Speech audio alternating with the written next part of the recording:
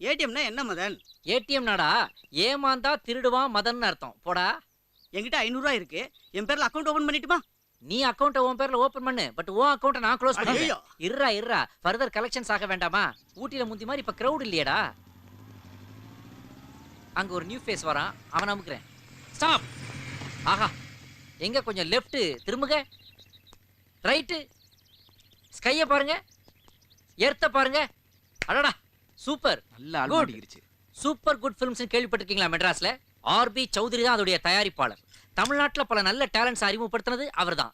நான் மட்டும் உங்க ஃபேஸை ஒரு போட்டோ எடுத்து அவர்கிட்ட அனுப்பிச்சேன்னு வைங்களேன், அவர் உங்களை சினிமாவில் அறிமுகப்படுத்தி தான் சொந்த பையன் மாதிரி பார்த்துக்குவாரு.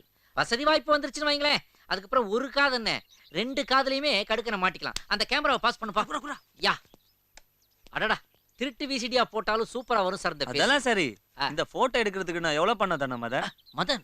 என்னோட பேரு எப்படி உங்களுக்கு உனக்கு தெரியும்? உன் பேர் என்ன? உன் வம்சத்தை பத்தியே எனக்கு தெரியும். ஓ, எங்க தாத்தா புலிய சுட்டு கொண்டாரு, அத சொல்றியா? தாத்தாலாம் இல்ல, உன் சித்தப்பா வேலைக்காரையோட ஓடி போனாரு. சரி விடு விடு, பெரிய இடங்கள்ல இதெல்லாம் சகஜமாப்பா. அம்மா, என்னுடைய டீடைல்ஸ் எல்லாம் ஃபிங்கர் டிப்ஸ்ல வச்சிருக்கிறியே, நீ யாருன்னு நான் தெரிஞ்சுக்கலாமா? நான் தான்டா மது. எந்த மது? கடையில விக்கிற மதுவா இல்ல காய்ச்சி விக்கிற மதுவா? சின்ன வயசுல வாத்தியார நீங்க பாலியா மாதிரியே இருக்கீங்க சொல்லி ஐஸ் வச்சு பாஸ் ஆனியே, அப்ப பக்கத்துல உட்கார்ந்த மது நான் தான். அந்த மதுவாடா நீயே? அடா பாவி, இந்த டெண்டுல்கர் ஹேர் ஸ்டைல ஆளே அடையாளம் தெரியாம ஆயிட்டியடா. அம்மா, நீ எப்படி இருக்க? வீட்ல எல்லாரும் என்ன என்னது இது? இந்த பழக்கத்தை இன்னும் நீ விடலையா? ஜித்தண்டா நீ.